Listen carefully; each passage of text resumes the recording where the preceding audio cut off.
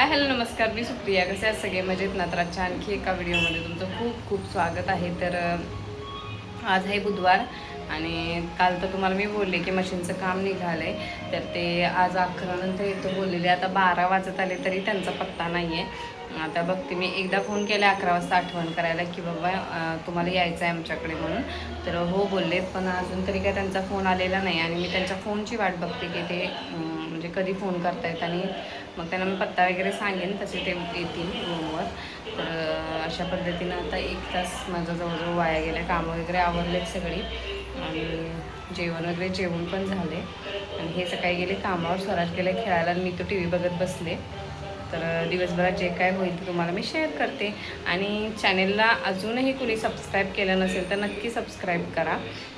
तुमच्या मोटिवेशनची खरं तर गरज आहे मला, त्यामुळे. आणि कमेंटसुद्धा करत जा. मी जस्ट तुम्हाला बोलायला की ते अजून मशीन दुरुस्त करायला दादा आले नाहीत, तर अवघ्या 5 मिनटात त्यांचा फोन आला की मी खाली आलो बेसमेंटला आणि रूम नंबर किती ते सांगा. मग त्यांना सांगितलं, तसंच ते वरती आले लगेच आणि मशीन दुरुस्त करायला घेतली. त्यांना जे जे साहित्य हवं होतं ना, ते मी त्यांना त्यांच्या हाताखाली दिलं. म्हणजे जसं की त्यांना एक ब्रश हवा होता जुना छोटासा मशीन क्लीन करण्यासाठी, आणखी कापड एक हवं होतं पुसण्यासाठी, आणि ऑइलसुद्धा हवं होतं, ते सुद्धा दिलं. तर त्यांच्या ते कामाला लागले. खरं तर आधी आमच्या इथे गल्लीत राहायचे ते, नंतर त्याने रूम चेंज केला, कारण ती जी जागा होती ना ती त्यांच्या मालकांनी बिल्डरला दिली त्याच्यामुळे. तर अशा पद्धतीनं ते सांगत होते काय झालं ते. त्यानंतर मग मोटरचं पण काम निघालं होतं माझ्या. मोटर जळाली होती, तीसुद्धा म्हटलं तुम्हाला येत असेल तर करून देताय का? तर ते बोलले की हो येतं करायला. मग म्हटलं करून द्या पटकन. तर त्याने ते सुद्धा करून दिलं आणि तो जो काही बॉक्स होता तो त्यांना स्वच्छ करून दिला मी. म्हणजे जे काही आपण पाय ठेवतो ना तिथे ना वायर जळाली होती, ते सुद्धा दुरुस्त केलं. तर ते त्यांचं काम चालू असेपर्यंत मी रीळ वगैरे सगळे एका बॉक्समध्ये व्यवस्थित लावून घेतले आणि मग ते निघून गेल्यानंतर ना सगळी मशीन पुसून वगैरे घेतली स्वच्छ. आणि जो काही कचरा पडला होता तो सुद्धा कचरा झाडून घेतला. मी इतकी खुश होती ना मशीन दुरुस्त झाली म्हणून, आणि इतकी स्मूथ चालत होती ना. पूर्ण त्यांनी मशीनला ऑइलिंग केलं. मी सुद्धा करते पण त्यांची पद्धत थोडीशी वेगळी. पूर्ण मशीन उलटी करून प्रत्येक पॉईंटला ते ऑइल टाकतात आणि इतकी स्मूथ झाली ना. ते सुईच्या इथलं सुद्धा त्यांनी दुरुस्त केलं. खूप छान वाटलं मला. त्यांनी ती चालवूनसुद्धा दाखवली. मस्त अशी गोल शिलाई बसत होती. आणि नंतर मी सुद्धा मग साडी करून बघितली तर खूप छान शिलाई झाली.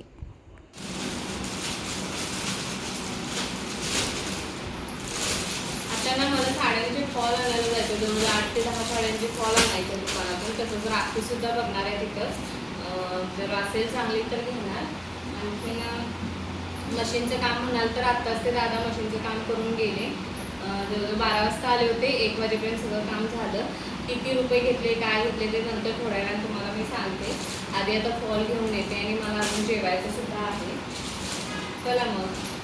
स्वराजला आता ना चपाती आणि काकवी खायचं मन झाले, त्याला आता ते देते. आणि 1:15 होत आलेत. मलासुद्धा खूप भूक लागली पण आता पर्याय नाही माझ्याकडे. आधी जाऊन येते फॉल वगैरे घेऊन. ही बघा काकवी, त्याची आता साखर तयार व्हायला लागली खाली तळाशी, ते आता देते त्याला. आम्ही सुद्धा लहानपणी असं खाल्लेलं आहे, काकवी चपाती भरपूर खायचो. छान लागते अशी काकवीनी चपाती खायला. आणि हे कावीच्या लोकांना ना काकवी खाणं म्हणजे मस्ट इम्पॉर्टंट गोष्ट आहे. काकवी खाल्ली की कावी निघून जाते. स्वराजला इथे ना काकवीने चपाती दिली, पण त्याला पण आमच्यासोबत यायचं होतं. मग म्हटलं तू आधी चपाती खा मग आपण जाऊया. मग पटकन चपाती खायला घेतली त्यानं. आणि तो गुलाबजामचा पाक खात होता तो ऑलरेडी. चल जाऊया. एक पिशवी माझ्याकडे दे, नाही तर 2 माझ्याकडे दे, मी घेते. चलो. स्वराला समजवलं की आम्ही दोघी पुढे जातो आणि तू चपाती खाऊन ये. तर त्यानं ऐकलं आणि मग आम्ही दोघी पुढे गेलो. आल्या आल्या बघते तर काय बाहेर सगळ्या राख्यांचा स्टॉल लावला आहे. खूप छान प्रकारच्या सगळ्या राख्या आहेत. आणि ही जी काय पहिली स्टार्टिंगलाच हात लावली आहे ना ती राखी मला खूप आवडली होती. आणि पुढे मी कोणत्या राख्या घेतल्यात ना ते सुद्धा तुम्हाला दाखवले. इथे बघू शकता कार्टूनच्या म्हणजे श्रीकृष्णा, मोटू पतलू किंवा हे पबजीचं काय आहे ते, अशा पण राख्या आहेत. पण आता स्वराजला त्या राख्यांमध्ये इंटरेस्टच राहिलेला नाही आहे. खरं तर ना त्याला चॉईस करायची असते राखी, जो तो हातात घालणार आहे ना ती बहिणीच्या चॉईसनं घालत नाही, तो राखी बांधून घेत नाही, तर स्वतःच्या चॉईसने. त्यासाठीच त्याला यायचं होतं. आणि ते मी बघत होती राख्या सगळ्या. जसं स्वराला समजायला लागले ना तेव्हापासून ना स्वतःच्या चॉईसची राखी घेतो, मी तुझ्या चॉईसची नाही बांधत राखी. आणि तिला गिफ्ट घेताना सुद्धा ना स्वतःच्या चॉईसचं घेतो. तिला अजिबात सांगत नाही काय घेतले काय नाही, सरप्राईज देत असतो दरवर्षी तो. आता बघूया ह्या वर्षी काय देतोय ते. तर मी तू इथं खूप छान छान राख्या मला सजेस्ट करत होती, पण त्याला ते आवडत नव्हती. त्याला वेगळीच आवडली, मला वेगळीच आवडली आणि तिला वेगळीच आवडली, अशा पद्धतीनं चाललं होतं. बराच वेळ आमचा या राख्यांमध्ये गेला. आणि मला खरं तर साड्यांचं पिकोफॉल वगैरे करायचं होतं, त्याच्यामुळे मी बडबड करत होती चला पटकन म्हणून, पण काय ऐकत नव्हती. आतमध्ये कॉस्टली पण ज्या राख्या आहेत ना त्या पण होत्या, म्हणजे जसं की 50 रुपयेपर्यंत होत्या. त्या एवढ्या महाग काय नको म्हटलं मी तुला, तर दोघांनी पण ऐकलं माझं.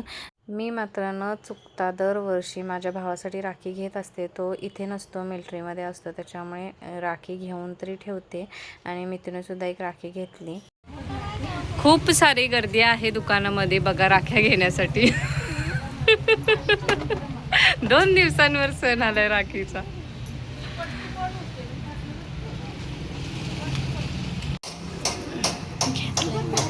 घेतलायस? ही वाली काय कुठली सोडलीस? ही मग घ्या मग.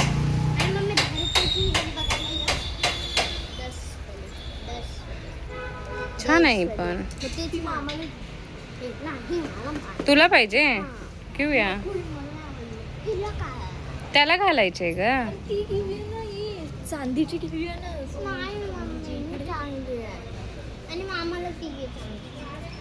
अरे हे कडासारखी छान वाटते ती वाली, ती ती ती ती हा ती पण छान वाटते. कितीला आहे? नाही 25 रुपये, 25 रुपीज. हात धुवायचे घरात गेल्यावर.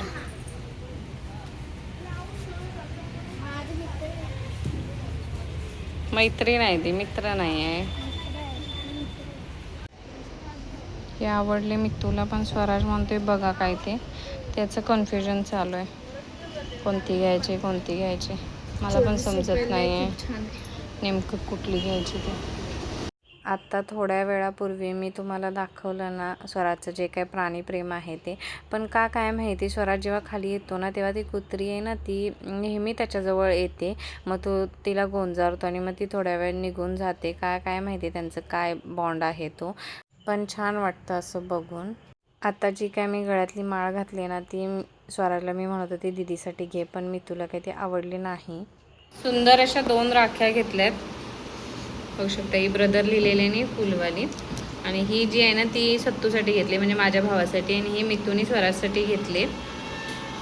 तर कन्फ्युजन होतो खूप कोणती घ्यायची, तर अशा पद्धतीनं घेतली. दिवाळी जो किल्ला बनवायचा आहे ना त्याचं नियोजन आत्ताच चालू आहे.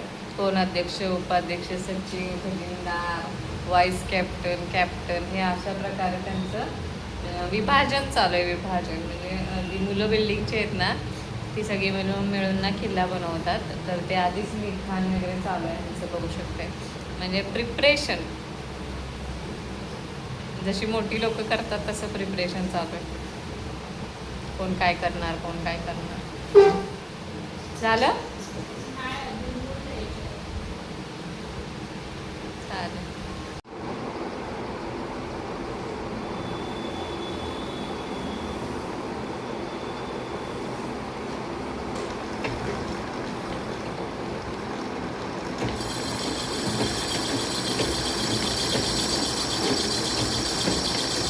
छोटा मार्तून परत हरवलाय बघ स्वराज मला. परवा माझ्या बॅगेत आलेला. मग कुठे ठेवलास तो? त्याला काम नाही धाम नाही काय नाही, कुठं पण हरवत असतो सगळे माझ्या वस्तू. ते दे असला तर बॅगेमध्ये नाही आहे. मग ठेवलास कुठं तू? काय ग मिताली ठेवलास कुठं बाळा मारतून. आज ना सकाळचं रुटीन वगैरे मी काहीच दाखवलं नाही, म्हणजे जेवण काय बनवलं किंवा काय. आज मुलांना सुट्टी होती ना, त्याच्यामुळे ती निवांत उठली होती. पण मी लवकर उठून ना ह्यांचा डबा वगैरे आवरून त्यांना दिला डबा वगैरे. आणि आम्हाला घरी जेवायला ना मिरचीतली गवार केली होती आणि डाळ भात आणि चपाती अशा पद्धतीनं जेवण होतं. तर बाकी सगळं आवरल्यानंतर मग मी आता माझ्या कामाला लागले, कारण का मग साड्या ह्या 2 द्यायच्याच होत्या काय पण करून दुपारी, तर त्याच करायला बसली. जेव्हा साडीला पिको करून पूर्ण होतो ना, तेव्हा मी एक्स्ट्रा धागा ठेवून ना तिथे असे 2-3 गाठ मारते, म्हणजे पिको सुटत नाही. मागच्या वेळी पण एका व्हिडिओमध्ये मी सांगितले, तुम्ही पण अशाच पद्धतीनं करत जा, म्हणजे कसं पिको सुटण्याची शक्यता कमी होते, म्हणजे सुटतच नाही. काही जण ते तसाच धागा सोडून देतात, नंतर मग ते हळूहळू पिकोना निसटत जातो. तर असं कधीच करू नका. एखाद्याला काम करायचं आहे ना, तर ते चोख करून द्यावं, म्हणजे असं फसवणूक पद्धतीनं नाही करायचं. कारण आपण या कामाचे पैसे घेणार असतो ना, तर काम पण चोख पद्धतीनंच केलं पाहिजे, असं माझं तरी म्हणणं आहे. तुम्हाला काय वाटतंय?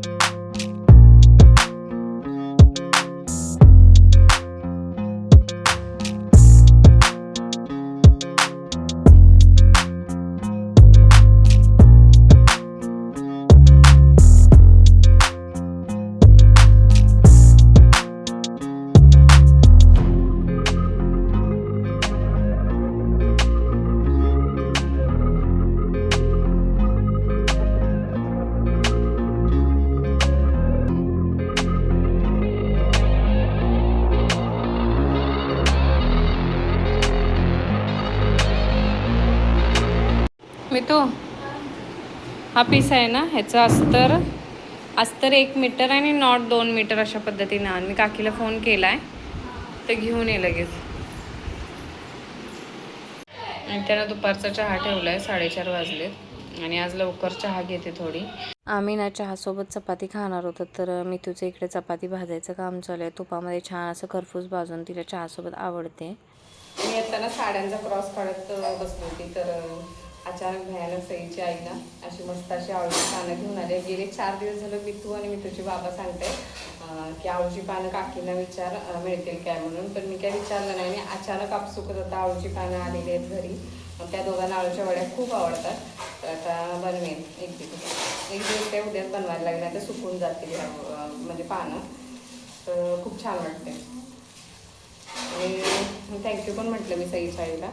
मी इकडे माझं काम करत होते आणि मितून इकडे छान असं भांडी वगैरे घासून गॅस वगैरे किचन ओटा सगळं क्लीन करून घेतले आणि बरण्या वगैरे सगळ्या व्यवस्थित वरती खिडकीच्या इथं लावून घेतल्यात.